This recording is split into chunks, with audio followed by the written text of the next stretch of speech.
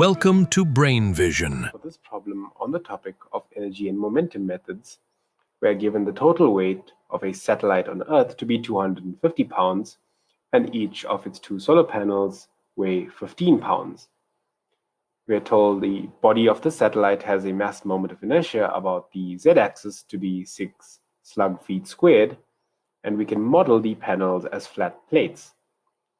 The rate at which the satellite spins about the z-axis when the solar panels are positioned in the xy plane is 10 revolutions per minute, and we are asked to calculate the spin rate about the z-axis after a motor on the satellite has rotated both panels to be positioned in the yz plane. Now, we are given the weight of the satellite so we can find its mass, and its mass is the weight 250 divided by 32.2, and this gives us, we leave the mass in this fractional form in slugs, and the moment of inertia is given about the z-axis to be 6 slug feet squared, and we can find the same for each of the panels. So each of the panels has a mass. Again, we leave this in fractional form, 15 over 32.2 slugs. The angular frequency of revolutions in the first position is 10 revs per minute. We multiply this by 2 pi over 60 to get our answer in radians per second, and so we get pi by 3 radians per second. Now we can take the conservation of momentum about the z-axis. The conservation of angular momentum tells us that the angular momentum when the panels are in the first position, we'll call it HO1, must equal to the angular momentum when the panels are in the second position, HO2. And the angular momentum is simply the center or the moment of inertia, I01 times the angular speed, omega1. This must equal to I02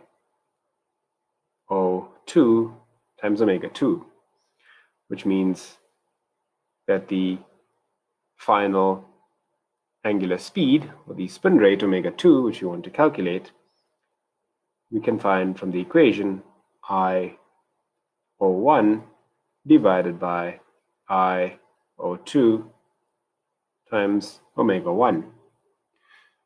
So we need to calculate I01 and I02, which is the moment of inertia, the mass moment of inertia in the two positions. So if we look at the first position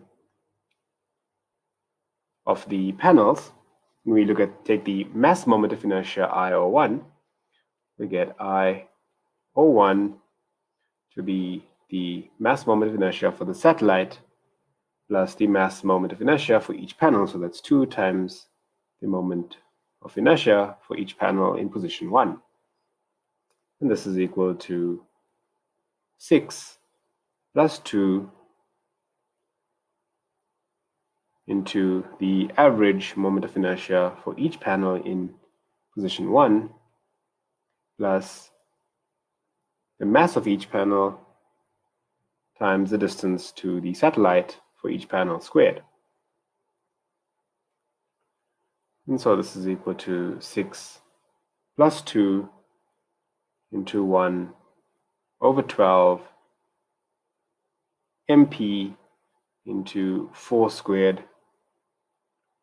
plus 10 squared plus mp into 7.5 squared. And so calculating, we get the mass moment of inertia about the z-axis when the panels are in the first position to be 67.413 slug feet squared. Now we'll do the same when the panels are in the second position. And so we find the final mass moment of inertia, IO2. And this is, again, the mass moment of inertia of the satellite plus 2 times the moment of inertia for each panel in the second position, IP, 2.